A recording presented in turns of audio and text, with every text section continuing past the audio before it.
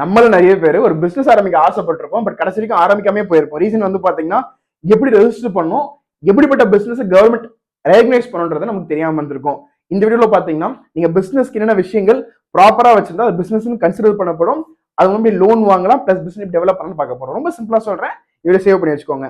முதல் விஷயம் வந்து ஒரு பிசினஸ்க்கு ஒரு நல்ல பேர் தேவை. அந்த பேரை சூஸ் பண்ணதுக்கு அப்புறமா அந்த பேரை வச்சு நீங்க பிசினஸ் ரெஜிஸ்டர் பண்ணணும்.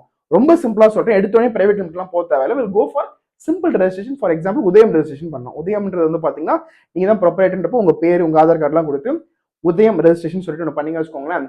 நீங்க வந்து இந்த company is recognised under MSME. எம்எஸ்எம்இன்றது வந்து பாத்தீங்கன்னா M for micro, S for small, medium enterprises தான் வந்து எம்எஸ்எம்இ, எம்எஸ்எம்இ. இந்த எம்எஸ்எம்இ ரெஜிஸ்டர் பண்ணிட்டீங்கன்னா central government is giving prove that your registered company ஒரு ஸ்மால் கம்பெனின்னு ரெஜிஸ்டர் பண்ணிட்டீங்க. இப்போ ரெண்டாவது விஷயம் வந்து பாத்தீங்கன்னா இன்னைக்கு நீங்க எல்லா டிரான்சாக்ஷனுக்கும் வந்து பாத்தீங்கன்னா கூட்ஸ் அண்ட் சர்வீஸ் டாக்ஸ் ஜிஎஸ்டிக்கு பே பண்ற மாதிரி இருக்கும். ஜிஎஸ்டி வாங்கிட்டீங்க வச்சுக்கோங்களேன். பெரிய பெரிய பிசினஸ் கூட நீங்க டீல் பண்ணும்போது ஜிஎஸ்டி நம்பர் மூலமா நிறைய பெனிஃபிட்ஸ் இருக்கு. அதையும் நீங்க கிளைம் பண்ணிக்கலாம். அதனால ரெண்டாவது விஷயம் ஜிஎஸ்டி. முதல் விஷயம் எம்எஸ்எம்இ, அது உத்தியோகாதார். ரெண்டாவது வந்து பாத்தீங்கன்னா ஜிஎஸ்டி. மூணாவது விஷயம் வந்து பாத்தீங்கன்னா வச்சுக்கோங்க, கம்பெனி அடுத்த லெவல் கொண்டு போன ஆசைப்படுறீங்க, பிரைவேட் லிமிடெடா ரெஜிஸ்டர் பண்ணிக்கோங்க. 2 பேர் வச்சுக்கணும். அதாவது மெயின் டைரக்டர் அப்புறம் இன்னொரு டைரக்டர், 2 டைரக்டர் பேர் வச்சு 2 பேரோட ஐடி ப்ரூஃப்லாம் கொடுத்து நீங்க வந்து ஒரு பிரைவேட் லிமிடெட் ரெஜிஸ்டர் பண்றீங்க.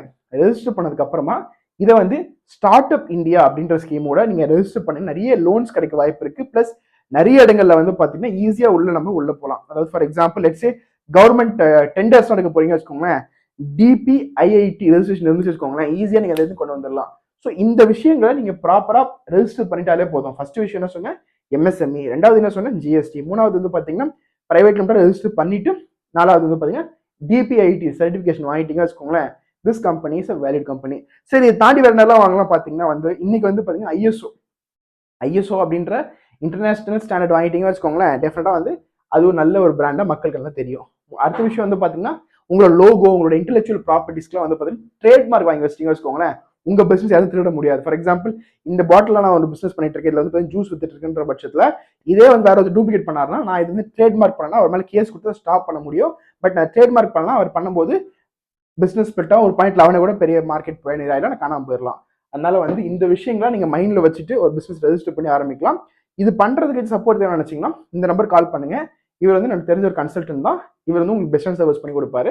நம்ம பேர் சொல்லுங்க, லாவன் லோகேஷ் ரெஃபர் பண்ணாலும் சொல்லுங்க, வீடியோ மூலமா ரெஃபர் பண்ணாலும் சொல்லுங்க. டெஃபினட்டா வந்து உங்களுக்கு நல்ல டிஸ்கவுண்ட் கொடுப்பாரு. கொடுக்கலாம், கமெண்ட் பண்ணுங்க, நான் பேசுறேன் அவர்கிட்ட. தேங்க்யூ.